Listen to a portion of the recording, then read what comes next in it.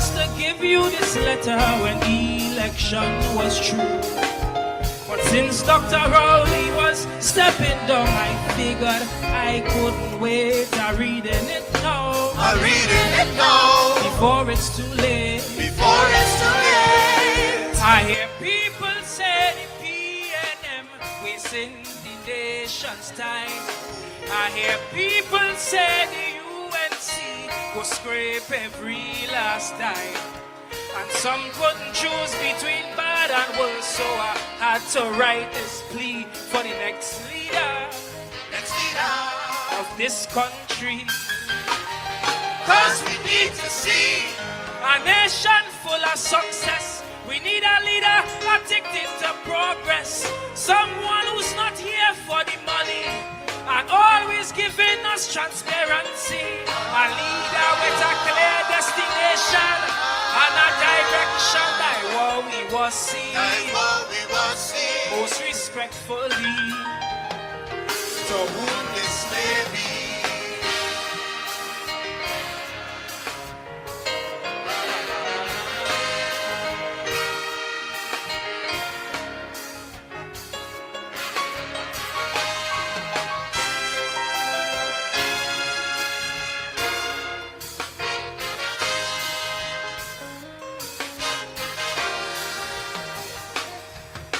Some people say bad politics slowing this nation down.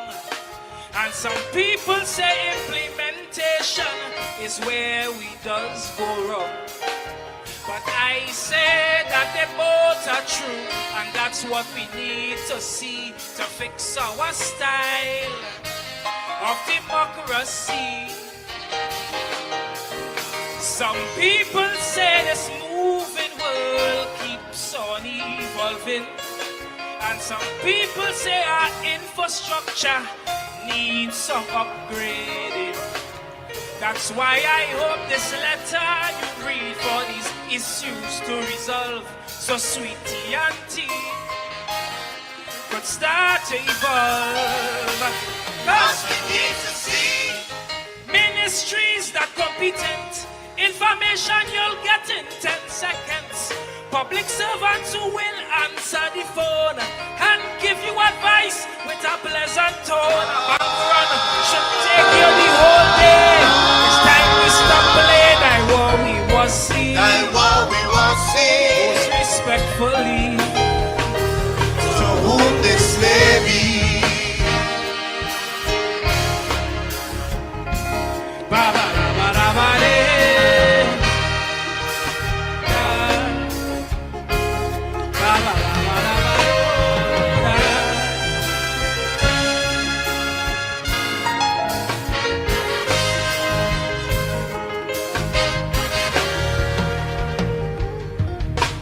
I used to play, I was sheriff when I was a little boy. But when I see they arrested Earl, I'm glad my gun was just a toy. It reminds me there are few ways up and 1,000 ways to fall. Life's not just for one, but that goes for all. Many leaders in this land could be guilty or innocent, and it's hard for the people to truly know, so they will judge your intent. So before you walk in that big office, take a look at your character and have a long chat with Almighty Father. 'Cause we need to see power without ego. Take a ride on the bus, let people know. Don't be too much on your high horse, but be confident whenever time calls. Careful how much your leaders put one pot. Them things have to stop. Thy war we was see. Most respectfully, To whom this may be.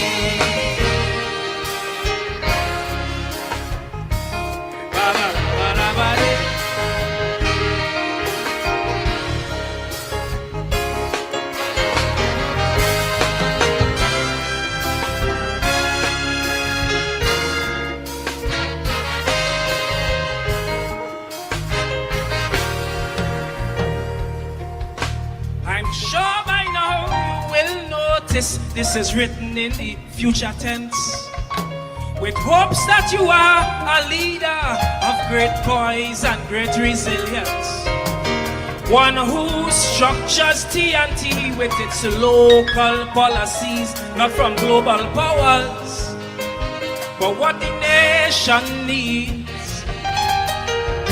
I'm not going to lecture you on what's right and what is wrong, but I ask you based on the people's needs, keep your ears down on the ground.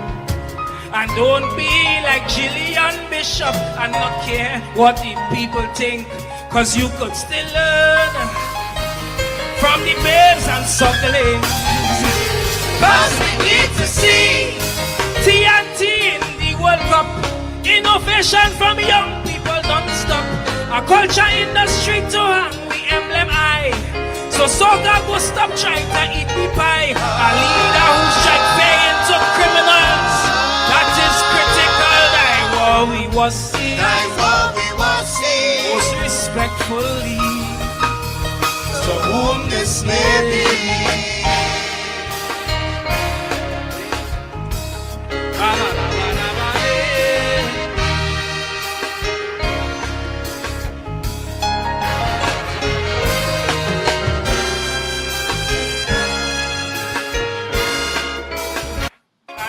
People say our infrastructure needs some upgrading.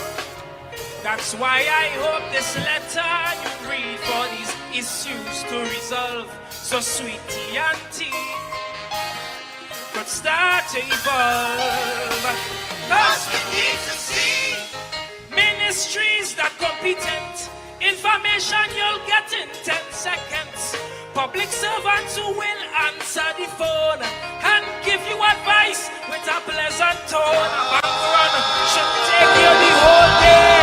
It's time we stop playing. That's what we was see. That's what we was see. Most respectfully, To whom this may be.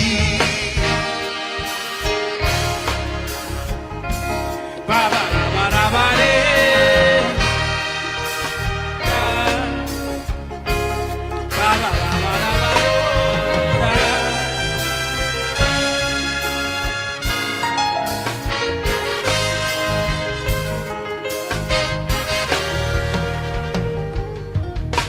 I used to play I was sheriff when I was a little boy. But when I see they arrested Earl, I'm glad my gun was just a toy.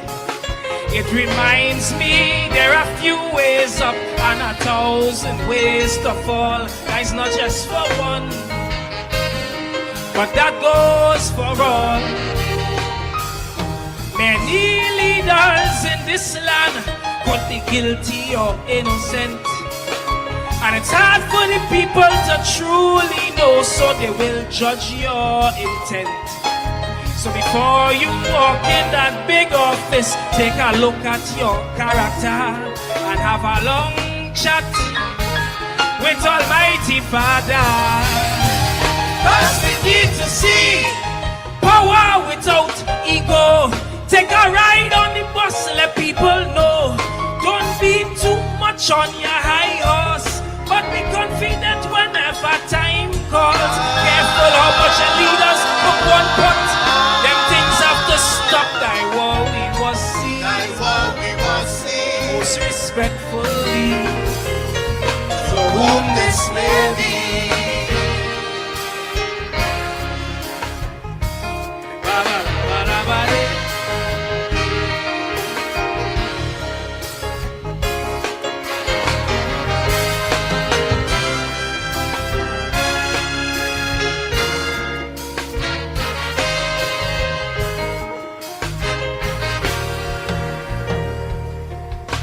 I'm sure by now you will notice this is written in the future tense, with hopes that you are a leader of great poise and great resilience, one who structures TNT with its local policies, not from global powers, but what the nation needs.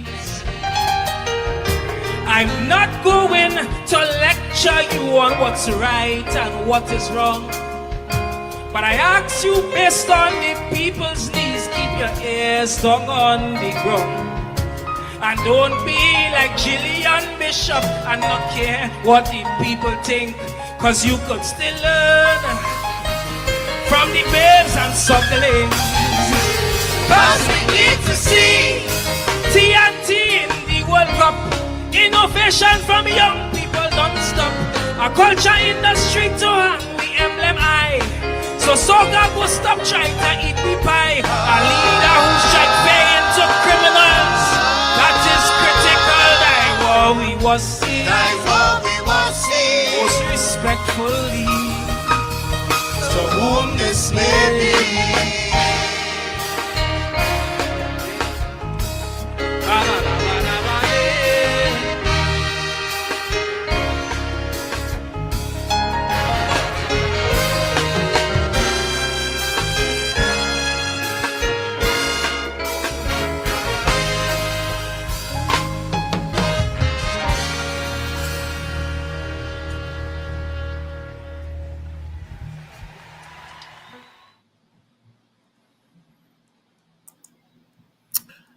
The beauty of the Caribbean expressed in song, poetry, and dance. Helen Francis, the Trinidad and Tobago Calypso monarch for 2025.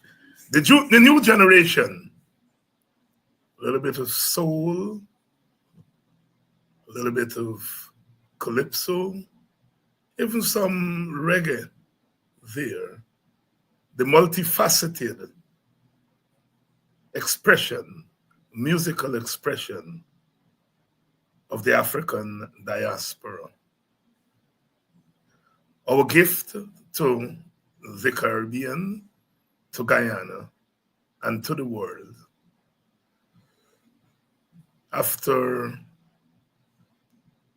the plantation experience, which said that we are not human beings. We use our God-given talents to say to the world that we are human beings, endowed with all the talents that God has blessed the human species with. To whom it may concern a letter to the incoming Prime Minister, located in Trinidad, but anywhere in our Caribbean.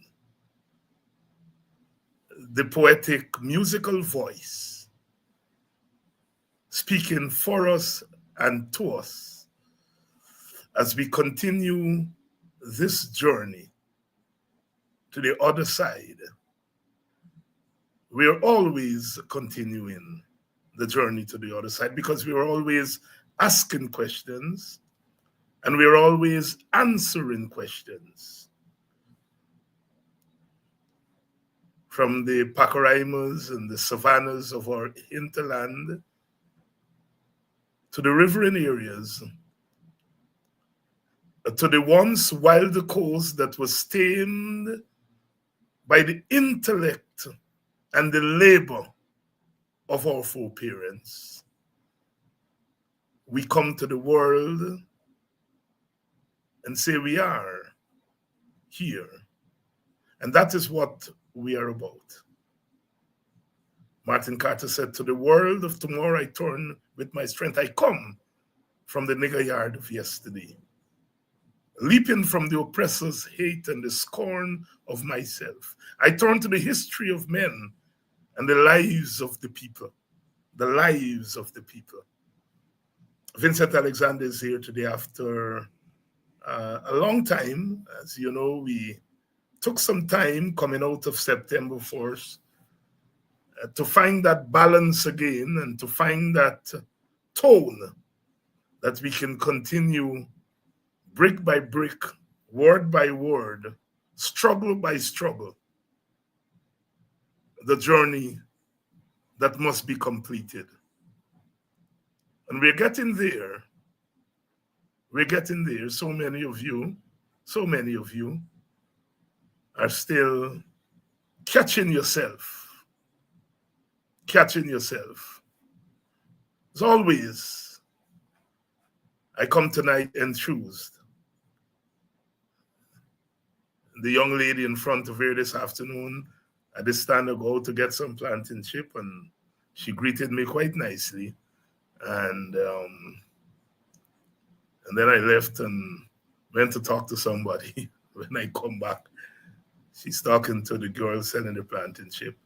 The conversation that she didn't know I was Buxtonian. She didn't know I was Buxtonian. I said, well, if you're from Buxton, you know it's Buxton. She said, I'm from Buxton. I'm married and come to Buxton. I'm from Leg One. And I fall in you all the time, and I never know you're from Buxton. I hear you talk about Buxton all the time, but I didn't know that you're from Buxton or you live in Buxton. And she went on to say, I am APNU. My great grandmother was a PNC. My grandmother was a PNC. And I's APNU. No doubt. And those of us who do this work, we want to hear that sometimes. Because if you listen to the doubting Thomases, you would think that the world is over if you are a supporter of the APNU, if you are in the leadership of the APNU or the individual parties. And it's people like that who tell you that despite what happened, they are standing firm. As I say, you know, there were still 77,000 votes for the APNU. And if you're claiming that Norton was the problem, and so we lost so many thousand votes, you have to give him credit and give the team credit for the votes we got. We are forgetting that. But thanks to that young lady for giving me some more energy to come again tonight and for us to continue our struggle. We got this little struggle to overcome the little trouble, says Bob Marley.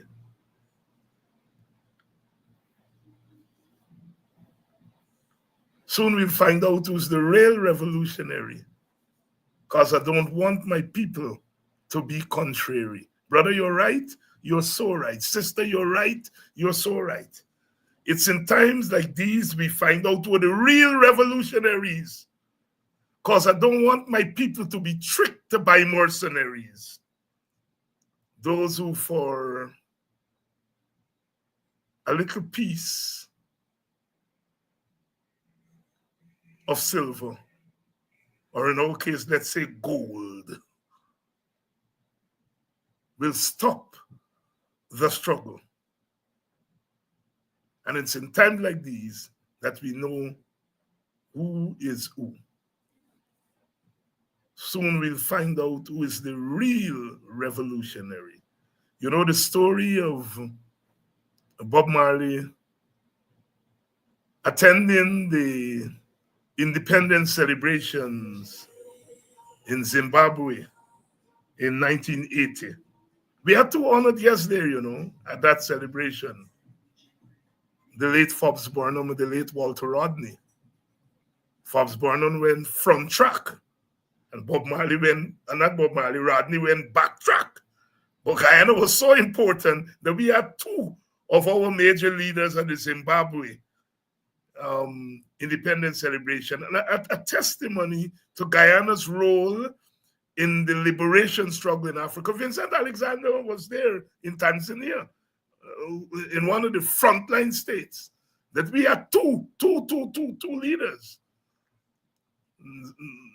Robert Mugabe asked Walter Rodney to write the history of Zimbabwe when Walter Rodney was there. But Bob Marley was the signature. Attention, the Zimbabwean government, remember it's coming in, new government, couldn't pay. And Bob Marley paid for the band and the instruments to go to Zimbabwe. And the freedom fighters couldn't get into the stadium. The fight was over, independence had come. The freedom fighters who were fighting in the hills, they were left out of the stadium. I think, the stadium had a capacity to hold about 80,000 people. And they wanted to see Bob Marley, and they broke down the gates of the stadium and marched in to the stadium to see Bob Marley. And, confusion, and some of the security people, they used tear gas and so on. Bob Marley was singing and his band was playing, and everybody went off the stage. And Marley was still there on the stage in his element. And the tear gas didn't bother him. And when the rest of the band members came on, he turned to them and said, it's in times like these we find out who are real revolutionaries. And that song, Zimbabwe, which is perhaps my favorite Marley song. It's difficult to say which Marley song is your favorite.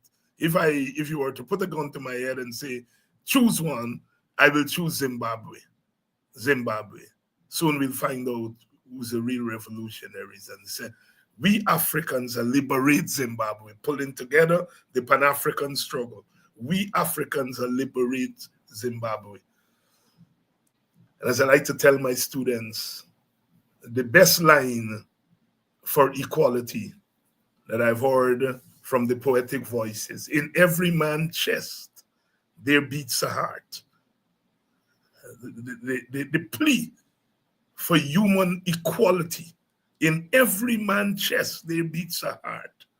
We political scientists will say that we are born equal and all the story that we just use. And the poetic voice says, in every man's chest, there beats a heart. Good evening and welcome to Politics 101. As you notice, we have assembled a little bit early so that we can get in as much as we can get in. I saw Sherrod today, and he gave me a ticket for taking over some of his time. And so for good evening, Mary Figueroa, who doesn't miss a Politics 101, and who doesn't miss In the Ring, and who doesn't miss Ben Shop, and who don't miss all the show. Good evening, Mary. You have ownership of these programs. Yes.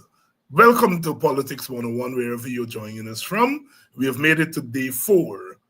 It's a long time since we've had 4 shows in succession. We made it this week, and I think we're going to make 5 in succession. 5 in succession. Those of you who have not yet enrolled for our course, Introduction to Pan-Africanism, which begins this Saturday, 4 to 6 p.m. It's an online course, and we are kicking off this Sunday. Please, the information is at the bottom of the screen there.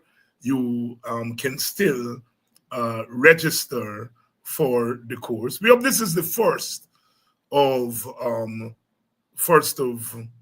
these courses that we are going to be sponsoring by Politics 101, because we are always learning something. And again, I had a young university student from K-Ville campus in Barbados, part Bajan, part Guyanese, write me to say, well, Dr. Hines, I'm Barbadian, and I didn't know that Barbados had seceded from the British during the colonial times, and that the Bajan Parliament is the second oldest parliament, and so on in the world.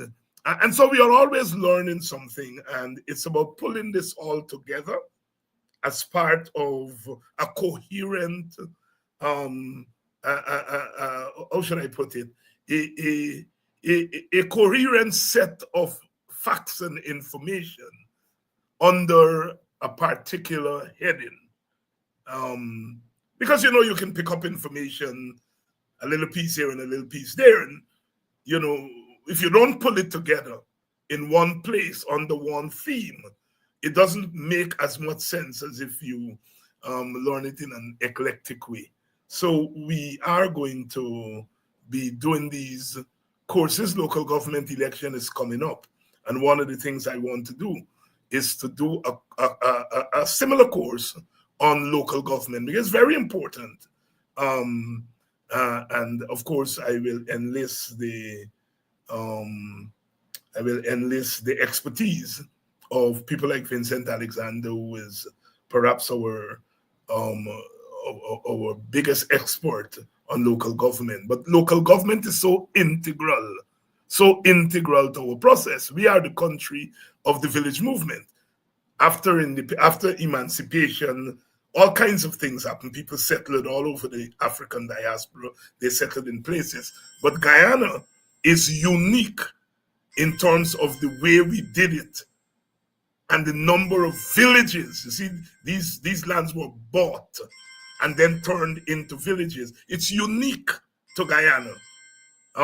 There have been, like I said, similar settlements all over the world, people coming off the plantation and so on, but Guyana is unique. And local government is synonymous with the village movement. And you know, we have what they call low turnout at local government election, and I think part of it has to do with the fact that as a population, we don't always appreciate the importance of local government. Now, I grew up as a little boy. One of my first intervention in politics was as part of what was called then the Buxton Youth Council, which was a collection of all the youth organization in the villages. And each of them sent a representative to the youth council, and the youth council functioned as a youth arm of the village council. And we would go to the village council every second Wednesday, I think it was, and we would ask questions, because those were question days. Anybody from the community could go and ask questions. And we would go there as children, because I think I might have been 13 years old or 12 or 13 when I became a delegate of the Buxton Youth Council. Kwesi and Kofi, the late Kwesi and Kofi, and I'm telling, let me see who else, Colin Gardner, the two of them were, I think, chairman and vice chairman of the Youth Council. And you know, so that was my first foray into politics. And like I said, I think I was about 12, 13 at the time, you know. But in those days, when you go there on the second, and I'm sure it's the second Wednesday, I think I get it right, and you would see farmers going there and asking questions. That place used to be full. It used to be full.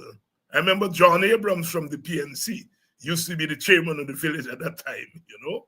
And poor John used to get hell from the farmers who were talking about drainage and irrigation. Those are words that, if you're a 12-year-old and you hear the word drainage, makes sense, because you hear it. When you hear irrigation, you say, lad, there's a big word. You go home and get your dictionary and you begin to learn irrigation and drainage and so forth.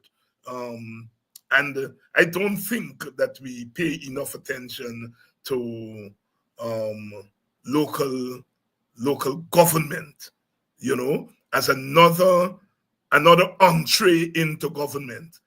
I know Vincent and others like myself and so on have been talking about a return to the village council, not as a replacement for the NDC, but as another.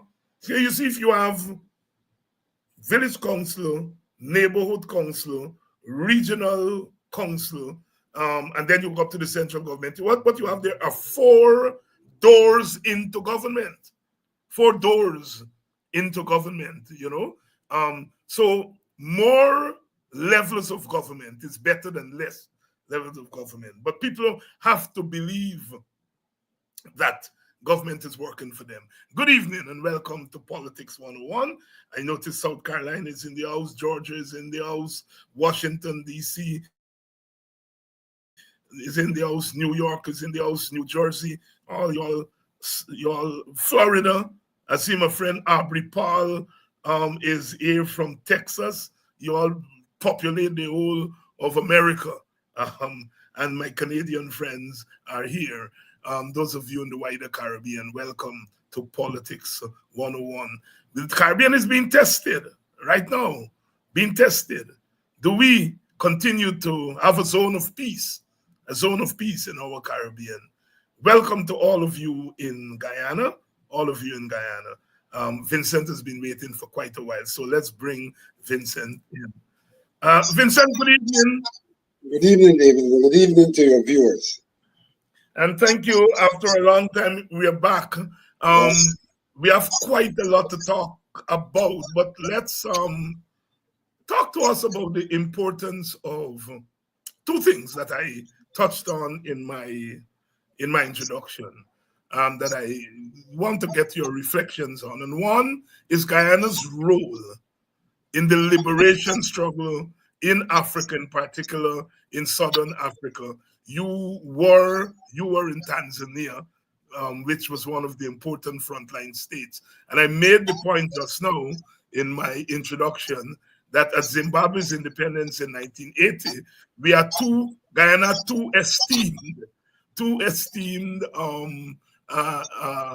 visitors or guests at that celebration. Talk to us about Guyana's role in the African liberation movement, and as a result of that role, what benefits came to Guyana? Thank you very much. In fact, I was going to ask you to allow me to mention a recent event. You know, Angola, they are celebrating the 50th anniversary of independence this year. Uh-huh. And what they have done is to honor a number of persons who contributed to the liberation struggle in Angola, both local persons and international persons. And the word has come to hand that Lyndon Forbes Sampson Burnham has been numbered among the honorees by the Angolans on this the occasion of the 50th anniversary of independence. As you know, Guyana, under the leadership of Burnham, played a significant role when we allowed the Cuban planes to refuel in Guyana on their way to Angola, when Angola was under threat of South African intervention and needed assistance, and the Cubans came to their assistance with troops, and they had to ferry them, and Guyana, in the face of objections from the great powers, allowed those planes to land in Guyana to be refueled on their way to Cuba, to Angola. And that was a major contribution to the MPLA in Angola being able to stave off the attacks from the South Africans and other forces, because, you know, at that time, FNLA, which was supported by Zaire, and UNITA, which had a dubious kind of involvement, and supported by the South Africans, were trying to dominate the process of liberation on behalf of those foreign forces. And the Cuban involvement made it possible for MPLA to prevail and for Angola to get its independence under the leadership of Agostinho Neto, the then leader of the MPLA, with assistance from countries, as I mentioned earlier, Cuba and Guyana in particular. And so the Angolans have now seen it fit posthumously to honor Burnham for the role which he played. I have very fond memories of that period because in that particular year, I was in fact in Tanzania, and the college which I was attending, the College of the TANU party invited us to join them in a delegation to Angola for independence. But unfortunately, Mr. Burnham did not give permission for us to go to Angola. And I think he had his reasons why he did that, given the involvement of him in those planes being able to go over there. He didn't want it to appear as if we also had troops of any sort in Angola at that time. So I didn't get the opportunity to visit Angola, although we were invited as guests on that occasion. But Guyana played an important role in African liberation across Africa, be it Angola, be it Mozambique, be it Zimbabwe. We were able to give moral and material support to the struggle in South Africa. And in the case of Namibia, we were very, very active in terms of the UN Committee for the Independence of Namibia. Guyana, in fact, chaired that committee. So we were deeply involved in the liberation struggle because we saw liberation of Africa as a part of the process of decolonization and liberation, which we ourselves were affected by as a former British colony. And we saw it critical that we should have the kind of what we now refer to as South-South collaboration in the struggle for our independence and for our liberation. And in Tanzania, indeed, it was a frontline state, and there was lots and lots of things happening in Tanzania in relation to African liberation. And I dare say that one of the things that used to happen in Tanzania at that time is that the University of Dar es Salaam, the TANI League, used to have Sunday morning ideological classes. And I dare say that one of the main persons who was involved in those theological classes, among others, was Walter Rodney. So we were on the front line even in that regard, in terms of the discourse and the raising of consciousness on the continent itself in relation to African liberation. Many of the people from Southern Africa were granted Guyana passports so they could leave, whether it was Zimbabwe or South Africa, undetected as freedom fighters. So they could leave as if they were regular citizens because they were bearing Guyanese passports. And I do remember even some of them coming to Guyana and meeting with us. I had the honor of having Chikarima, one of the freedom fighters, actually visit my home. So yes, we were very, very integral to the liberation of South Africa. We saw it as an extension of our own acquisition of independence. Our own acquisition of independence, Vincent Alexander, reminiscing on that period when Guyana, countries like Guyana and Jamaica really fought above their weight. You mentioned Rodney in Tanzania. His famous book, How Europe Underdeveloped Africa, is really, the basis of it was really a set of lectures he gave to teachers in Tanzania. And that formed the basis of that book, How Europe Underdeveloped Africa, published in 1974. Rodney himself would go on the front lines with the troops in Tanzania and some of the frontline states and lecture to them on African history. So Guyana really, during that time, it was the time of the New World Economic Order, the struggle for the New World Economic Order, the New World Information Order, I remember, the New World Political Order, and people like Forbes Burnham and Michael Manley really were on the world stage. It's important that we go back there to come forward, especially for our young people who I think are persuaded sometimes to believe that what obtains in the present is what always obtained and what will always obtain. No, We have seen brighter days. We have seen days when the world looked to us small, but powerful. As a Jamaican would say, talawa, me small, but me talawa. Um, and so forth. So every now and again, it's good to look back, because that's what identity is about. What you identify with. Small outposts. But when you think of that generation, the Manleys, the Burnhams, the Dragons, the Eric Williams, the VC Bird, and others, we really played an important. And those were governmental leaders. When you think about the leaders outside of government, the Rodneys, the Franz Fanons, the CLR James, and others, my God, we have given this world so much, so much, so much.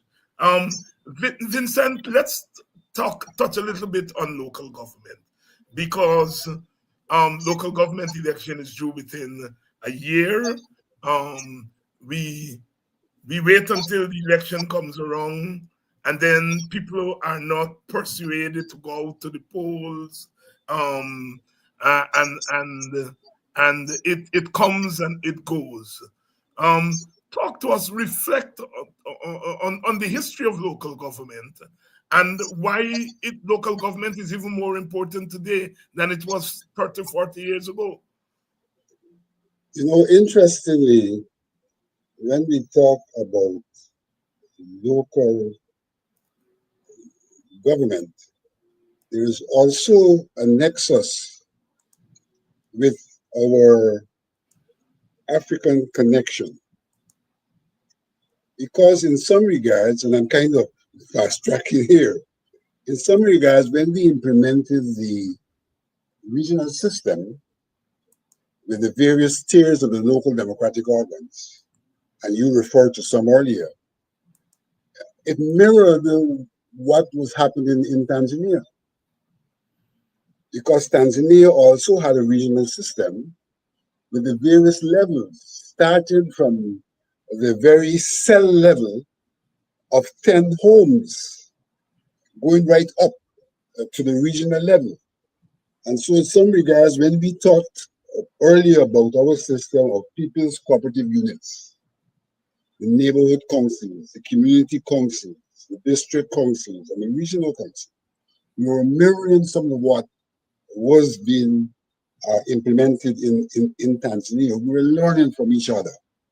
And in a sense, we're saying that given our African being, we were in fact bringing forward the traditions of the continent onto the place that we were now calling home. And so when one talks about the village movement, one could see again a similarity between the way in which people in Africa were organized and the way we sought to be organized after liberation. Because basically in Africa and in Tanzania, where I had the personal experience, the organization was villages, which Nyerere sought to refer to as the Ujamaa villages. Mm-hmm. Villages that were key in terms of self-reliance. And that's exactly where we were going in terms of the village movement, establishing villages where we could be self-reliant. And in that regard, self-reliance is also an integral part of the independence struggle. Integral part of the independence struggle in that we were going to be creating our own local economies that would make us independent and not dependent. A movement which, if it were to take over the entire country, would be the basis for the country's independence. And this independence in this instance is not merely political in terms of administration, but economic independence in terms of being able to produce goods and to provide services and not to have to depend on handouts from the colonial masters. So local government really became the basis in many regards of our independent movement, realization of our liberation, liberated from the plantations, liberated from a plantation economy insofar as we were trying to create our own economy, moving in the direction of political independence insofar as we put in place our own management systems in those villages, bearing in mind what we normally say now, that all politics is local. So we were actually practicing at the local level, and most of our politicians, in fact, emerged from the local government system into international politics. So the local government system, the villages were incubators in very many ways. Incubators in terms of the brains that they produced, and I'm quite sure we'll both have a boxing in that regard, in terms of the politicians that they produce, and in terms of the self-reliant disposition of the citizens. And you know, local government really speaks to the fact that people should be able, the people are sovereign, let's start off with that. The people are sovereign, but they can't, in totality, as a total, exercise that sovereignty on a daily basis. But there are some of the things which entails sovereignty that can be done at the local level without the necessary involvement of the central government. And so, in some regards, local government is a part of the exercise of sovereignty, of the people being in charge of their own lives, by them being responsible for the things that are doable at their local levels. It's an integral part, as I said, of our liberation process, but an integral part as well of the exercise of, of sovereignty by the people. And I can go on, David, on Yeah, and on yeah, this question of yeah. local government. Little tidbits there, and I promise that we are going to do a formal course on local government sometime next year in preparation for the local government election. We are here on Politics 101. Vincent Alexander is on tonight. Vincent, we are making our way into some of the current affairs. But clearly, when we talk about current affairs today in Guyana, it's all premised on the fact that our most recent election had a particular outcome which people are arguing is unprecedented in modern Guyanese history. We make allowances as we get into this aspect of the discourse for what you have argued, and uh, some of us have agreed with you, that the process, the system for the elections itself was flawed. And so the logic, therefore, is that the outcome must bear some flaw. But even making allowances for that, we still have to deal with that outcome that um, uh, was certified. And I'm being very careful here with certification because I know that's an issue at GCOM, which we will get to. But we had an election, the results that were announced, and the government came out of that result had a, if you will, three, some may say four-way race. The one of the two parties that either formed the government or formed the formal opposition in the past was displaced, and the new party is now the official opposition party. Reflect for us, if you will, because everybody's giving their 2 cents on what caused this shakeup in the political outcome of the election. Why did the Win Party do as well as it did? Why did APNU didn't do as well as it did? Why did the PPP not do as well as they predicted? you've been around elections very long, and I'm not asking you here to tell us definitively what were the reasons, but what are your reflections? Because we are still gathering, and I think I'm sure that you are still wrapping your mind around what happened. But what are your preliminary thoughts? Well, the first observation I want to make is the what may be considered to be the upset in terms of a new party garnering the number of votes that they garnered. And the point I want to make is that from a qualitative perspective, this is not altogether new. From a qualitative perspective, because we know what happened in 1964 when the UF came And into before that, 1961. and 1961 with the UF on the scene, that initially you had the PPP and the PNC, and then the UF came on the scene, and they were able to garner somewhere in the vicinity of 14%, if I'm not mistaken, Yes. of the popular vote. So that what has happened in 2025 is not new from a qualitative perspective, but it is certainly new from a quantitative perspective, in that the number of votes garnered are far more significant than any percentage that occurred in 61 or 64. But even as that occurred, I think there's a critical observation to be made. We exist in a plural society with three major groups: the Indo-Guyanese, the Afro-Guyanese, and the Amerindian Guyanese. And by and large, the Amerindian Guyanese have been a floating boat, so to speak, sometimes deserted by those who pretend to lead them, like Schumann in 2020, disappeared in 2025. And the Indo-Guyanese voting largely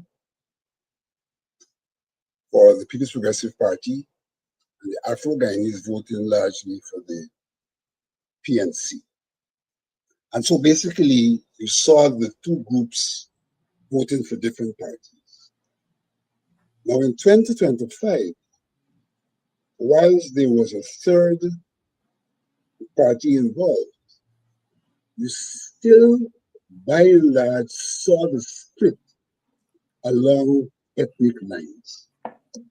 So that Indo-Guyanese, by and large, still voted for the People's Progressive Party, and Afro-Guyanese did not vote for the People's Progressive Party. So that plurality in terms of ethnicity and its reflection in terms of voting patterns was largely retained in 2025, although the People's National Congress did not get the same quantity or proportion of votes that they may have gotten in the past. And so I think that the election has continued to be an indicator of the plurality, not only from physiology, but the plurality in terms of preference for and or against parties. I think in that context, the analysis has to be done as to why the African Guyanese seem not to have voted for the PNC, APNU in the manner in which they did in the past. And I think that analysis has to be an analysis about the state of mind of the African Guyanese, the state of mind of the African Guyanese. One thing about the state of mind that is constant is that they still don't show a preference for the People's Progressive Party. But they seem to have had difficulties with the PNC, and therefore in bloc went somewhere else where they continue to constitute an ethnic bloc or a sub-ethnic bloc of the African Guyanese. And so I think that what is critical for people who want to do the analysis and for the party that wants to understand what happened is to understand the state, the mental state, and probably the economic state, the general state of the people of African descent that will have them go looking for salvation somewhere else other than the PNC, which has had the opportunity over from the very beginning to be that one place where they looked for salvation. And that is as much as I would like to say in that regard, in terms of the dynamics of the elections, that the ethnic dynamics remain the same, and that the intra-African dynamics changed, and there has to be a search for the answer as to why that change occurred.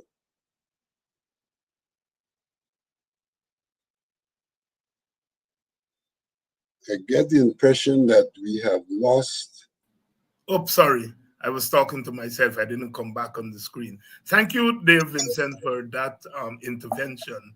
And I have to say, I wish we were free all the time to engage in a certain kind of discourse, because I think even here, you and I, people know where our political preferences are, or preference is, as far as parties are concerned.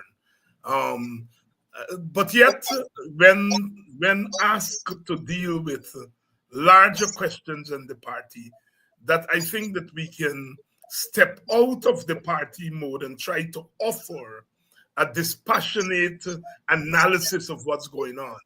And I listened to some of the discourses on the other side of the political aisle and noticed that some of our comrades over there find it difficult to step out for a moment from their partisan rim and try to offer a dispassionate explanation and interpretation of things. And I think I don't want to say that one side is more mature than the other side, because people will take that and make a thing. But it's one of the frustrating things for me about Guyanese politics: the inability of our commentators, our leaders, playing different roles simultaneously, because that's what we have always done. We have always had to play different roles. I mean, you were here, you're a political commentator, you're a GCOM commissioner,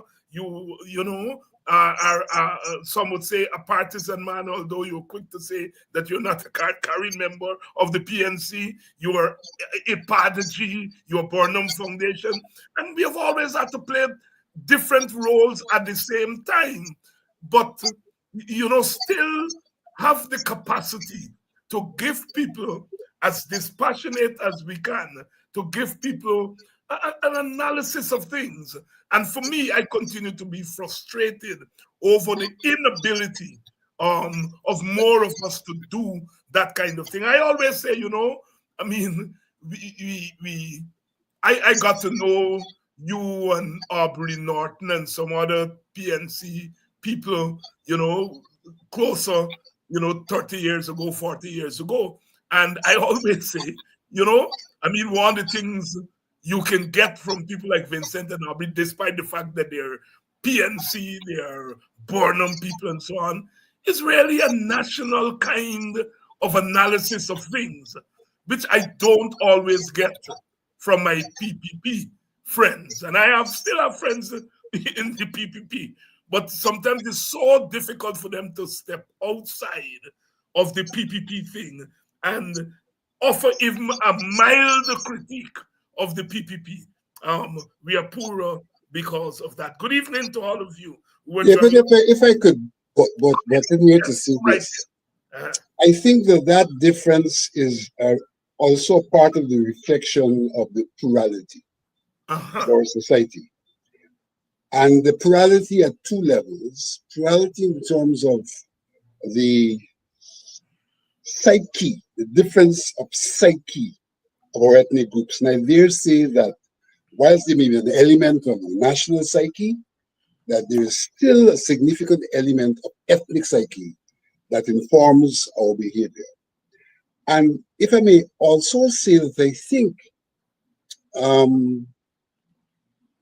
the way in which the PPP has been more dogmatic from an ideological perspective, also, as opposed to the other parties being more flexible, also is one of the reasons for that difference. But in any circumstance, is really a reflection of our plurality. And very often I have to say to my African brothers and sisters who say, why can't we be like them? Is that we have to understand that we are who we are because of origins, because of culture, because of socialization and heritage and all of that. And that really we should not be seeking to be like each other. What we should be seeking to do is to accommodate each other because we happen to be in the same boat. And if we don't paddle together, then we'll self-destruct. Real self-destruct. And I just want to point out that this thing is not ethnic because you have black people in the PPP, Portuguese people in the who behave the same way. They are much more dogmatic than people on this side of the political aisle. Vincent Alexander tonight. Good evening, good night to you, my brother Ashley. Good evening to you, Audrey Brown. I see my friend Stacy Wilson from Ansgrove. Good evening to you, Stacy. It's always a pleasure. You give me up in Buxton, you don't pass through now. You make your money and you pass Buxton foot up and you gone to Ansgrove. We don't see you. Please pass by and see us. Vincent Alexander here tonight. As usual, we are having what the village people said, deep conversation. We're having some deep conversation here tonight. Vincent, the outcome of the election has pushed you and your brother commissioners at GCOM who were nominated by the opposition leader at various times over the last couple of decades into the spotlight. The argument is that we are going to have a new opposition leader, and that opposition leader should have the privilege of nominating his own commissioners to GCOM. You and your brother commissioners on the other side are saying that, wait a minute, there is no law, either constitutional law or statutory law, that says this is so. And to compound the story, the chairperson of GCOM herself has said that she has literally closed down GCOM, awaiting the change in opposition leader. So she seems to be saying that once there is a change in opposition leader, then there is going to be a change in the composition of GCOM. All of this has been flying back and forth. You have been writing letters to the chairperson of GCOM and so forth. Now, there are a couple of questions, and I want you to tease out the questions for us here. There's a question here about the law itself that governs the composition of GCOM. Second, it's a question of whether the court has the jurisdiction here to determine, to interpret what some people are saying the Constitution is silent on. And then thirdly, is the chairman of GCOM, is she in order, in a sense, pronouncing on this matter and holding up a constitutional body based on our interpretation of the law? So there are a couple of questions that I put there. I'm sure there are other questions, but I want you to start off by telling us what is the law that governs the composition of GCOM. Let me start off this way. A lot of what is being talked about has to do with a disposition which suggests that commissioners are representatives of those who nominated them. I think that is the core issue that has led to this kind of discussion, even outside of the law. Mhm. And the first point I therefore want to make is that commissioners are appointed under the Constitution by the president after a nomination process. And as of 1992, until the present time, there has been no changing of the guard at the level of the commissions, though there has been many changing of the guard at the level of the parliament in terms of who's in opposition, who's in government, who's the opposition leader, who is the president. That has had many changes. But those changes have in no way, over the 18 years and more than the 18 years that I've been there for, affected the composition of the commission.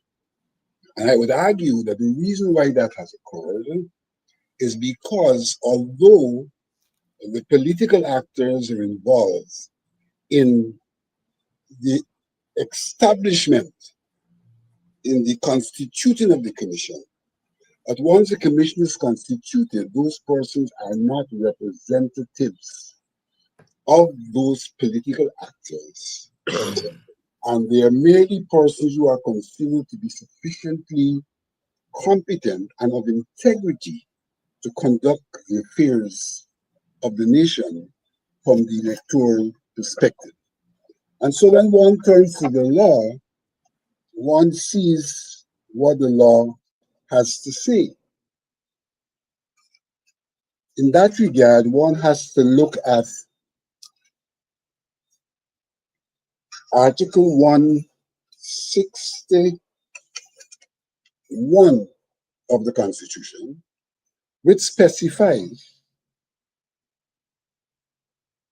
in addition to the chairman, there shall be 6 members of the commission who shall be appointed in the following manner. 3 members to be appointed by the president, acting in his or her own deliberate judgment.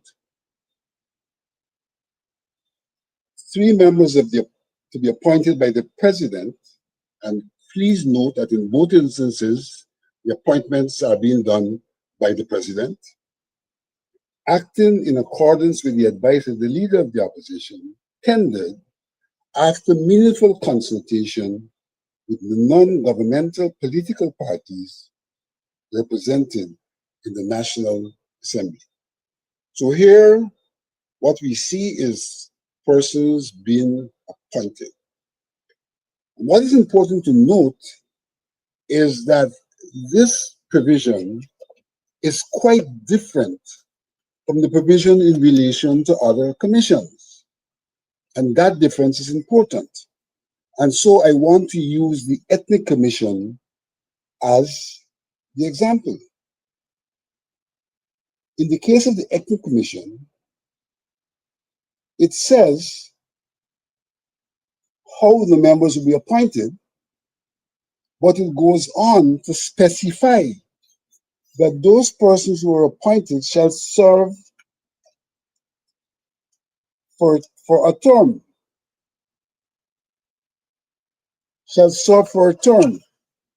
so that unlike the Elections Commission, other commissions, and I've given the example of the Ethnic Commission, specifies that there is a term that those appointees will serve. The Elections Commission does not specify that there's a term. Another element that's also important to note is that in the other commission, some of the persons are stated to be representatives and not mere nominees. So one would assume that if the body who they're representing changes, then the representatives too have to change. Also, it should be noted that in the Constitution, in Article 225, there it specifies how persons from commissions can be removed.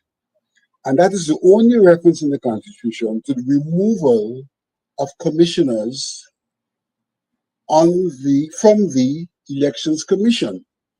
Unlike the other instances where those persons have a term, and once the term expires, then they are removed.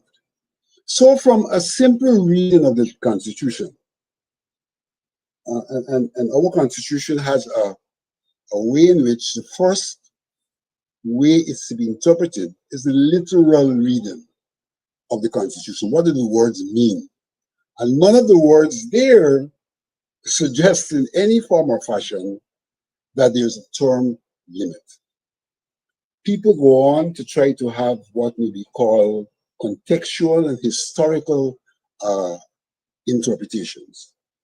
But even in that context of a historical and contextual interpretation, the question may arise: are commissioners intended to be partisan?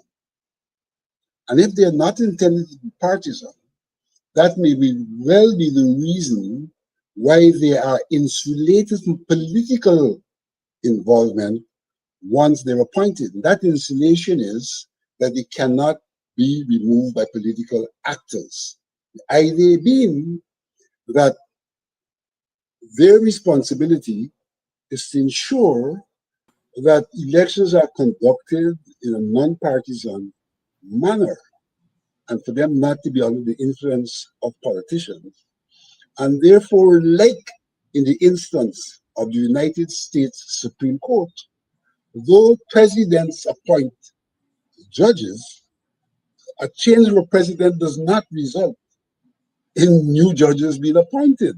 Yes. Because Right. what you're really doing is insulating the appointee, though there's a relationship with the political parties, and in Ghana's case, it's not an appointment, it's a nomination.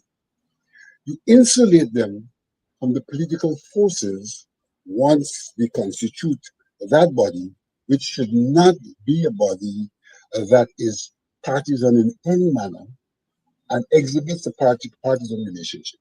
The fact, however, is in Guyana, because of the political culture of the country and the parties, we have a circumstance where our commissioners are not always manifestly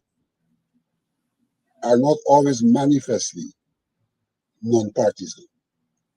And so that meshes with this desire of new political leaders to have their people in there because they're seeing a body that in fact is not necessarily non-partisan. And so they're saying, look, if this body is not non-partisan, then let our people be there. So they're dealing with what has turned out to be in many regards a de facto situation as opposed to a de jure situation.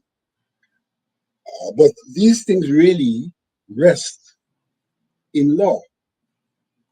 And given the fact that there is the possibility of an interpretation really beyond the constructive literary interpretation, where there may be a judicial interpretation, then one would have to concede that the judiciary should, in the circumstance of the contestation, be given an opportunity to render the judicial interpretation, since they're the custodians of our law and can look at the Constitution and all of the circumstances, historical, contextual, and otherwise, and make that determination. It would hardly be presumptuous for anyone else other than that body of people to attempt to give an interpretation. Vincent Alexander, yes. Vincent, you know the logic of what is being said. Are you hearing me, Vincent? Yes, quite clear. Yeah, the logic of what is being said is that you have a change in the status quo on one side of the political divide. And so therefore, the GCOM must reflect that change. Now, if you go back to 2011, there was a change in the status quo in the sense that in 2011, after that election, what we had was a minority government, all right? And you come to 2015, you had a change in government. What was then opposition became government, and what was government became opposition. You had a change in opposition leader. Granger was the opposition before the 2015 election. And now after the election, we have Mr. Jagdeo. Did we ask Mr. Jagdeo, since you are the new opposition leader, do you change the commissioners? No, that didn't happen. In 2020, Jagdeo and his party became government, and the APNU had a new opposition leader in Joe Harmon. Did we ask Joe Harmon to name new commissioners? No. Come 2025, we have a change in the opposition leader again, who is now Mohammed, but we are now saying Mohammed should get his commissioners. There's some inconsistency there. Talk to us. You see, my argument, as I attempted to lay out earlier, is once the commissioners are appointed, yes, they are no longer relating to a party, though the party may have been involved in nominating them. That's a mechanism for their identification. It is not what determines the nature of their operation. And it's the nature of the operation that suggests that I could have become a commissioner in 2007. You had a change of leader of the opposition in 2011 between Corbyn and Granger. And Granger was given no opportunity to select, nominate commissioners. Even prior to 2011, there was one time when Corbyn publicly called for my resignation. That's right. And in doing so, he accepted that he could not effect a change. 2011 came along, change of opposition leader, and we continued. 2015 came along, and a complete reversal. And here were we, originally nominees of the leader of the opposition, sitting, being referred to as nominees of the government, when the government never had a chance to make that nomination. So there is a clear point of disconnect. Once the commissioners are appointed, it takes on a different relationship with those parties. And so whether you call a nominee of the commissioner of the president or a nominee of the opposition, that's amorphous. That becomes irrelevant for all intents and purposes. But let me go on to specify that from a legal perspective, that is irrelevant. But in Guyana, given our political culture, from a de facto perspective, this problem could exist. This problem could exist. But de facto is not the law. De facto is not the law. But what one probably needs to do in such circumstances is to be responsive to what's de facto, not by changing commissioners, but by addressing the law. Because law has a way of having a pull and push effect. Pull and push effect. And so if the de facto is pulling in a particular direction, then you should de jure deal with that question. And so for me, the problem we are faced with is a problem of looking at the law and making a determination as to whether we want commissioners who are not de facto partisan, and to coin the law in a manner that makes it clear that there is no de facto partisan existence of commissioners, or to enshrine in the law a de facto, de jure existence of partisan commissioners. So what I'm saying, in other words, at this moment, really what should be occurring is redressing the law, its intent, and its operation, rather than having a 6 for a 6, and I may even say a 6 for a 9. 6 for a 9 meaning that the law tries to get non-partisan commissioners, and you are going to be consciously now saying, though the law says that, let us operate on a partisan basis, and therefore we may get commissioners who won't even pretend to be non-partisan, like some already do, and have a 6 for a 9 rather than a 6 for a 6. For 6, I like that formulation. Vincent Alexander, good evening to you, Beverly Fraser. Good evening to you, Brother Asquith. Welcome to Politics 101 as we are winding down here. Vincent, the chairman of the commission, has inserted herself in the discourse to the point where she's holding up the work of GCOM.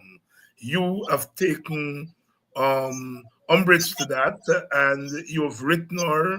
I think she replied once. Where are the state of things there at GCOM?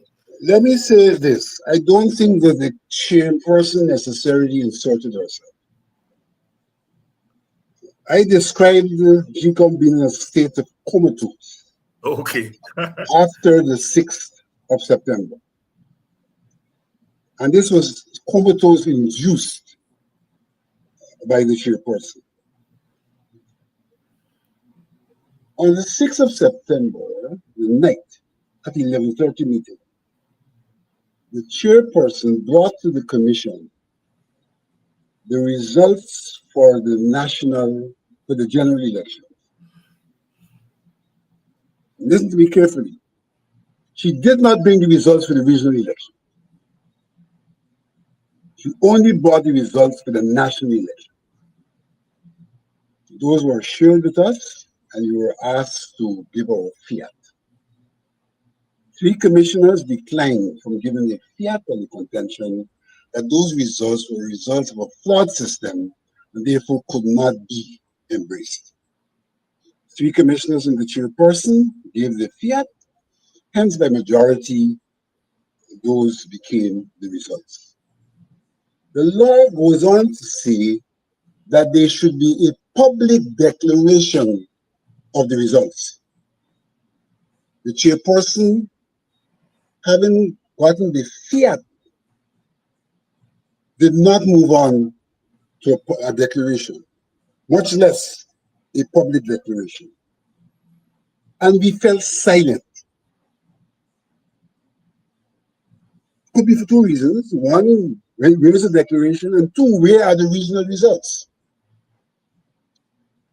One commissioner then says, Madam Chair, shouldn't this meeting stand adjourned? We're done with the business of the night. We then responded by saying, how is it we're done with the business of the night? There has been no declaration. We have been afforded the results that the Constitution provides for. In fact, the representation the People's Act provides for under Section 96. But there's been no declaration. So that this meeting can't be adjourned, business is incomplete. The chairperson had no written declaration. She had a spreadsheet of the results. Under protestation, she murmured stutteringly a declaration. After that, I asked her for a copy, a written copy of that declaration. We never got that. Nor has there ever been a public declaration as is specified. Because the law says We must get this report. It must be the basis for a public declaration and the gazetting. The results have been gazetted, but that prerequisite was never done. And that's for the national elections, general elections. For the regional elections to date, they have never been presented to the commission. There's been no public declaration, but they've been gazetted. That's the first point I want to make. And I want to make that point that when we wrote to the commission, to the chairperson, we wrote saying, there's some things you should have done you haven't done. If there had been a meeting, these things might have been done. We never called for a meeting. She's put it out there as if we called for a meeting. We didn't call for a meeting. We said, look, you are in default. You haven't done these things.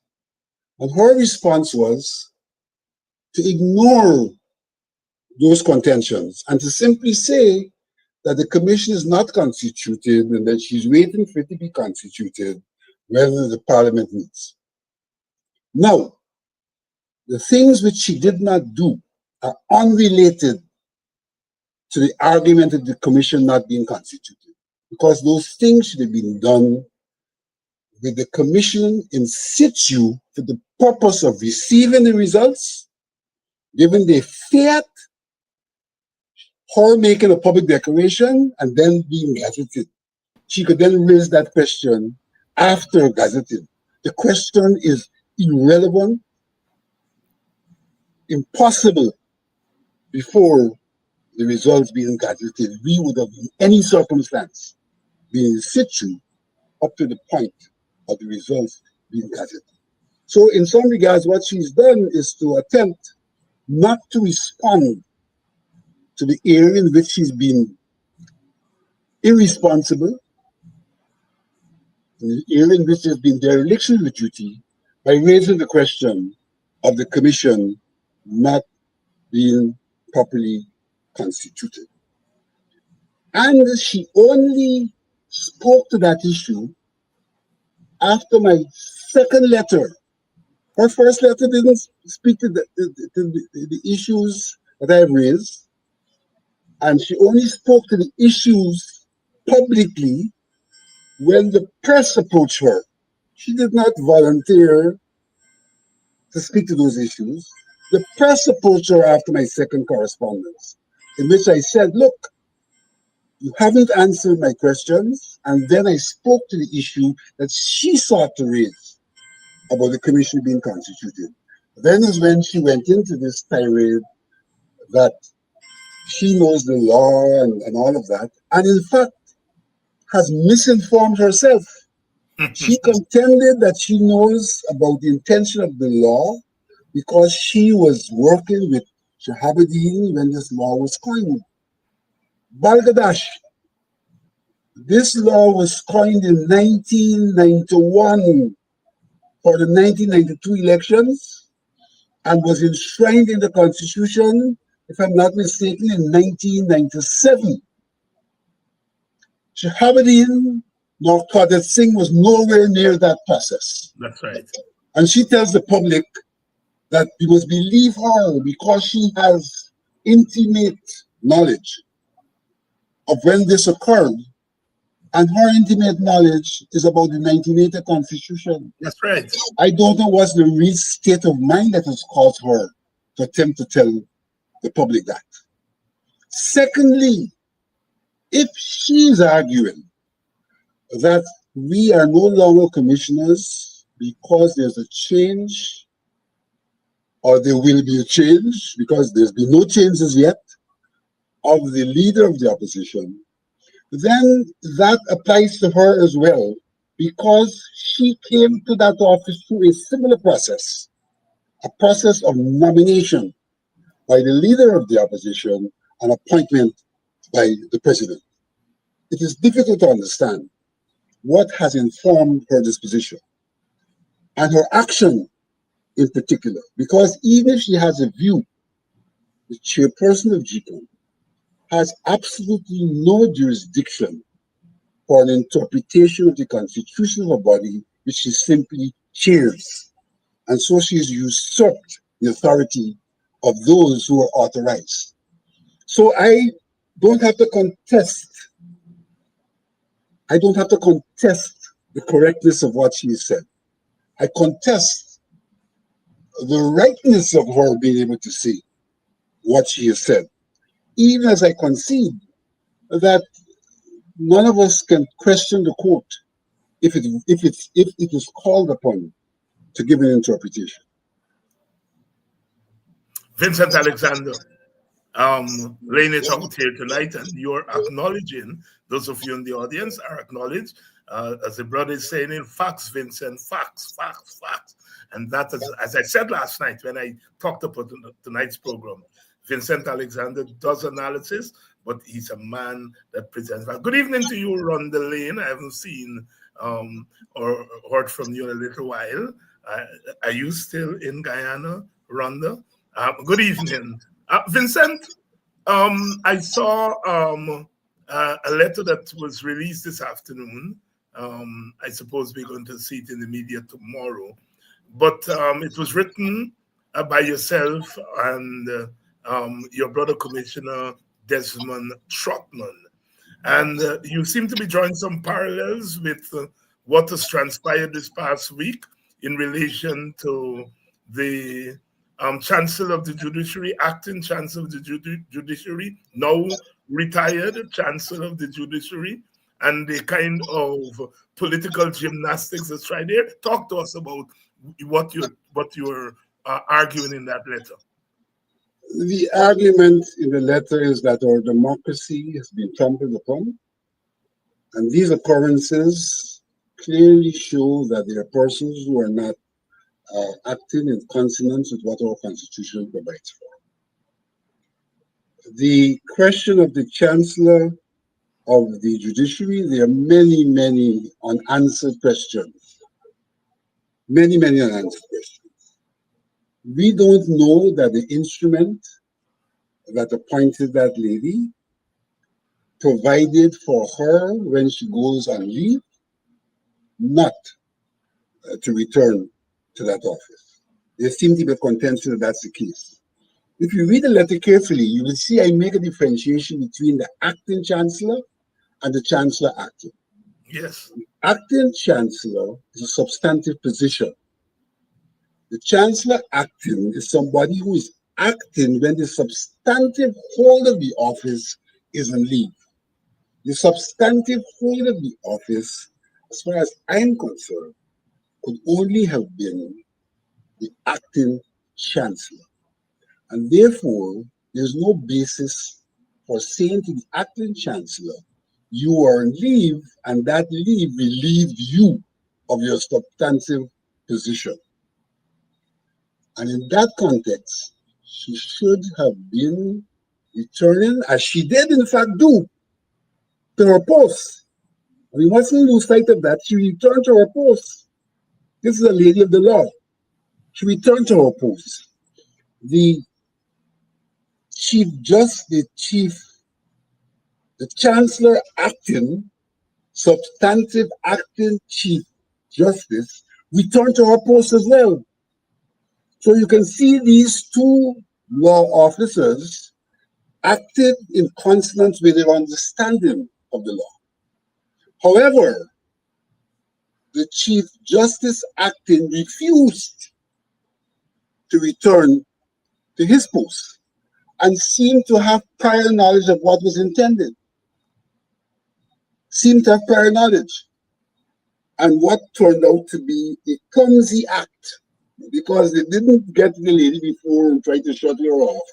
They allowed her to come back, take up her position, and then carry out this clumsy, unconstitutional, and illegal act.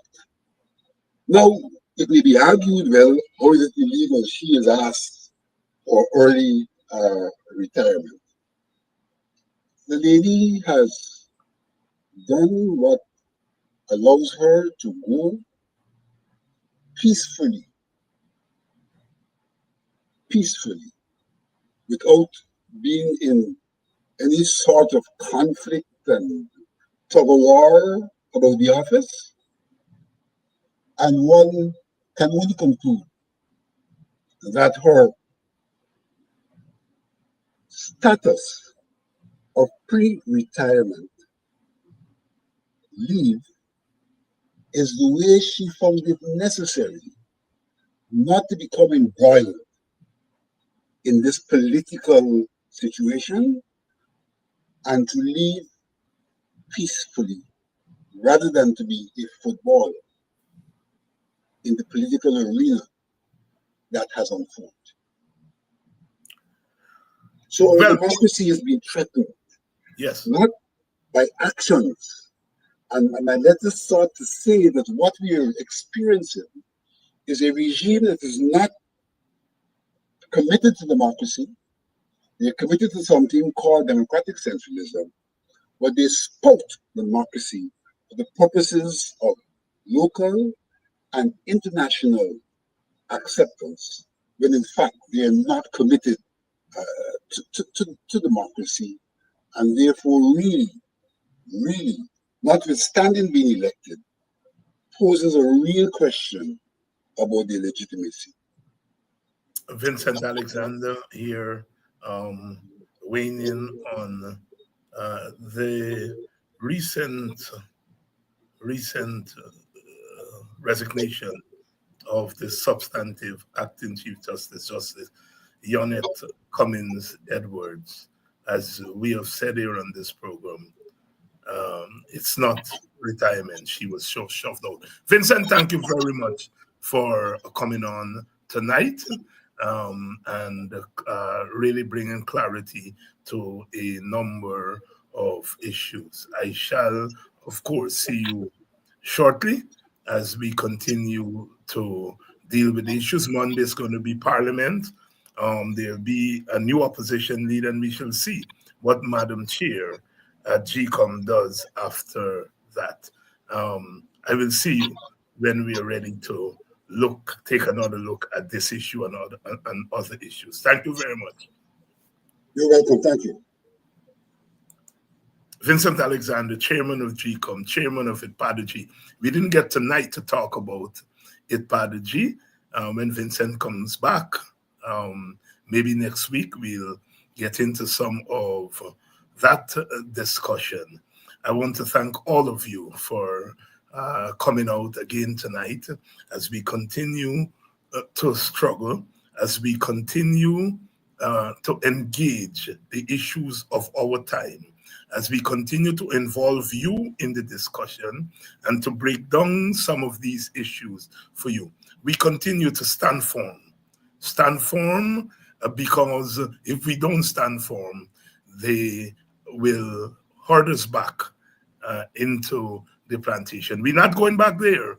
We're not going back there. And we are going to fight it out as we have always done. As I've said to my brothers and sisters who have voted in non-traditional ways, some of us in these last elections, the vote is a collective instrument that you use individually.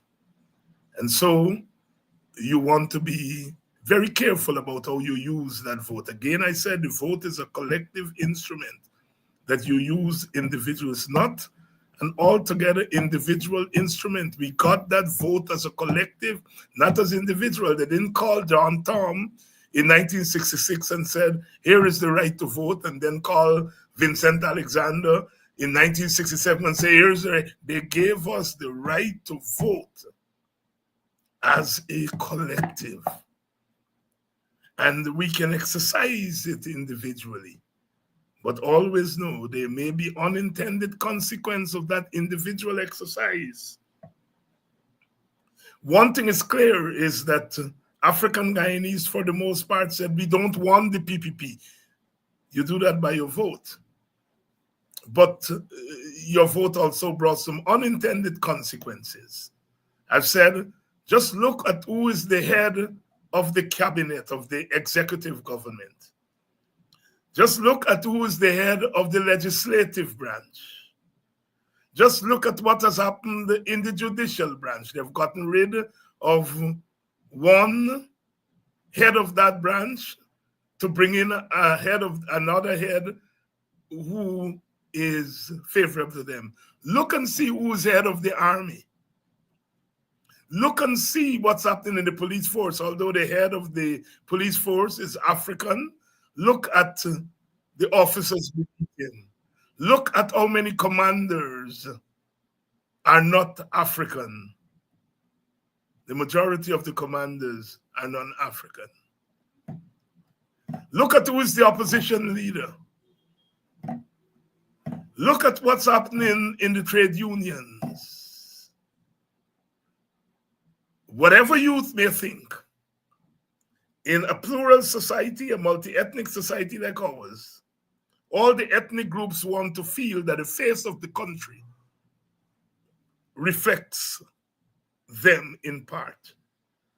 Our Amerindian brothers and sisters, when they look at the face of Guyana, they don't see themselves. And African Guyanese, when they look at the face of Guyana, are surely seeing less and less of themselves. That is not the way a plural society operates. Symbolism is as important as substance.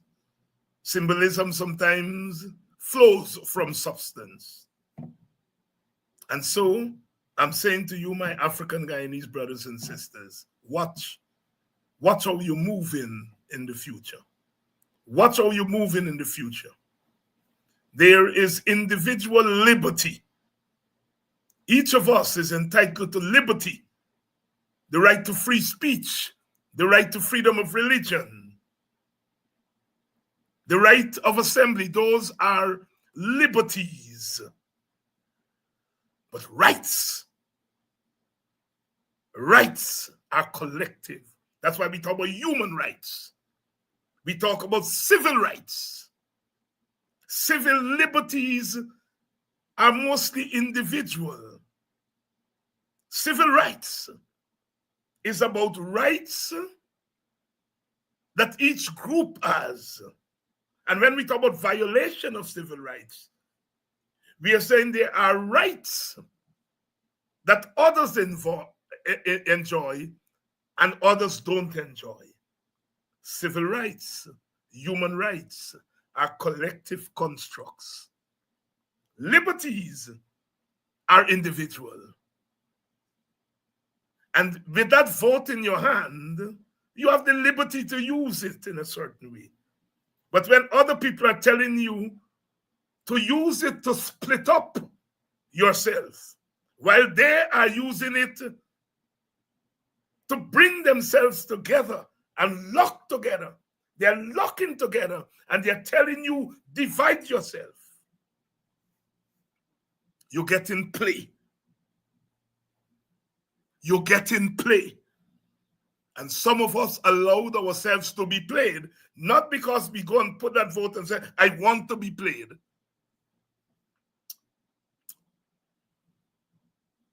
But the consequence of that vote is that you get played. As you all know, I talk it black. Black man, watch yourself.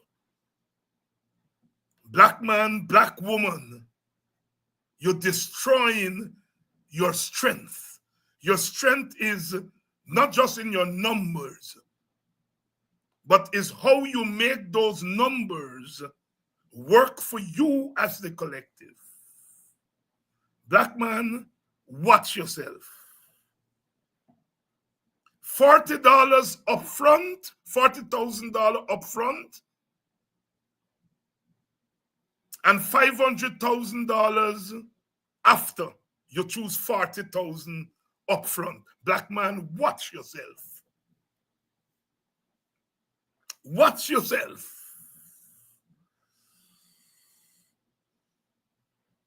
You are getting played. Not because you say, I want to be played, but because you give the impression that you are prime targets to be played. And they're playing you. Black man, watch yourself. You got to buy a cell phone. You're a police. You quarrel over the cell phone and you get shot. Boom! Black man, watch yourself. And the man who shot you, boom, and get charged for murdering you. He get charged for manslaughter, but more than that, he out on bail for $1 million. And he could afford the bail. Black man, watch yourself. If you were put on $1 million bail, you're gone to jail. If you shoot that man, black man, you ain't getting no bail. Black man, if you had shot that man, you would have been charged for murder. Black man, watch yourself. You vote for change, and you're still getting shoot. Boom! Because you get a quarrel over cell phone. A man who picks up a gun and shoot another man over a little quarrel, in the first place, does not value the life of that other man. No value is placed on that. Boom! You charge me and you put me on $1 million bail.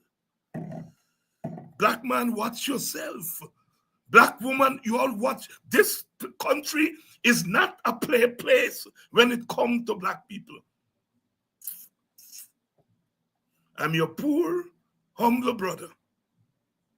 Just using the little voice that I have, or the microphone, or as Rathram Turan said, my megaphone, and sung in the word to you all. I love you all, but watch yourself.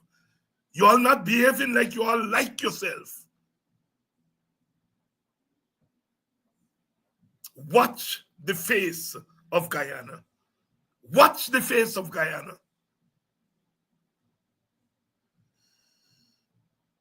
Watch the face of Guyana.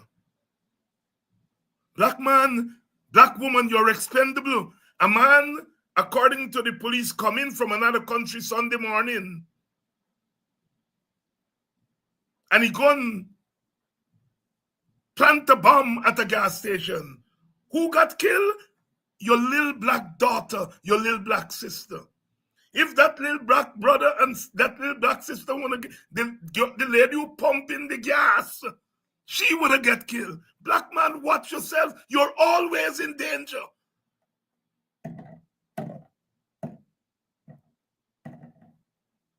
They pay for your funeral, black man, black woman. But when you were alive, they kill you. I am saying the man who blew up the gas station set out to say, I'm going to blow up a 6-year-old child. But black man, black woman, you're always in the path of danger.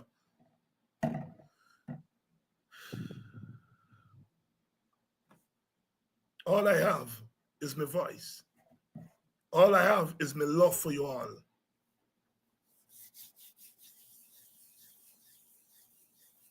But are you taking ram goat advice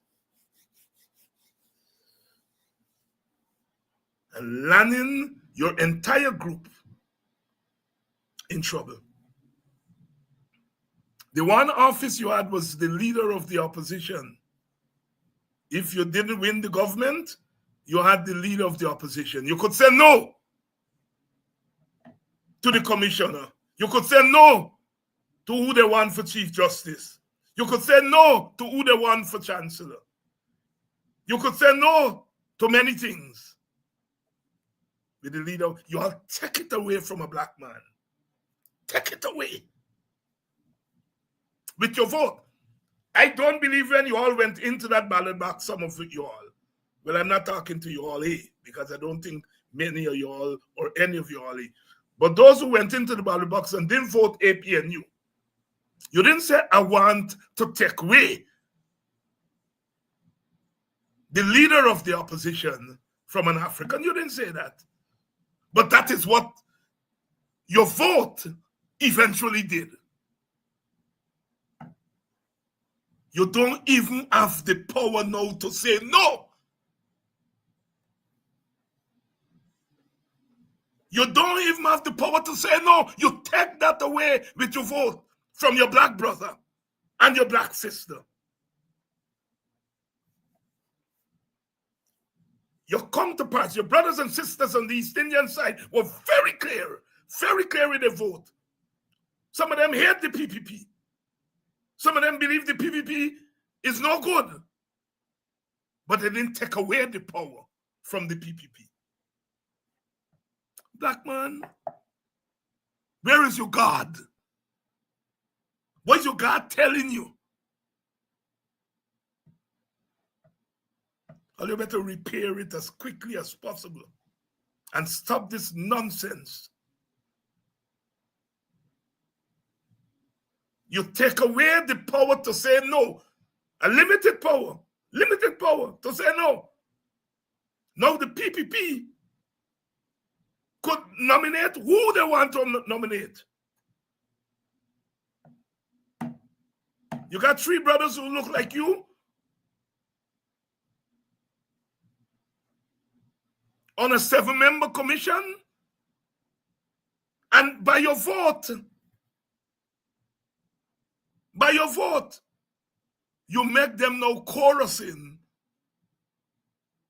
that them brothers must go. Black man, black woman, your foreparents didn't die, didn't struggle, didn't sacrifice for you all to do what you all have done. Again, I ain't saying you all intentionally do it, but if you all did throw back and reflect a little bit, you would know that, boy, if me go there and me do that, this is going to be the outcome. Crying and bawling, no. The deed is already done. Especially since you partner them on the other side.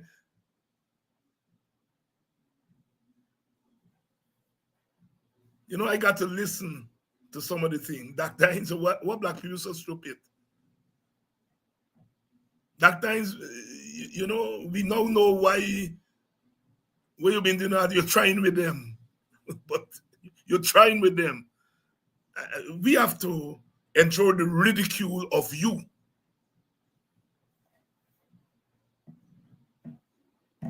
This is not about Muhammad. Muhammad gonna be all right. Muhammad gonna be all right. Wherever he go, he's gonna be all right. You are not going to be all right. You're not going to be all right. By the rivers of Babylon, where we sat down and where we wept when we remembered Zion. How can we sing a freedom song in a strange land? You all have made Guyana a stranger land for black people. Correct yourself. I may be speaking to the choir here, but by time tonight, those who not in the choir gonna be hearing my words. Catch yourself. Catch yourself. Or else Crapo will continue to smoke at your pipe. And you all deserve better than that. Again, until tomorrow night. And I ain't done it. Because as the young people saying, you know you're able. I know I'm able.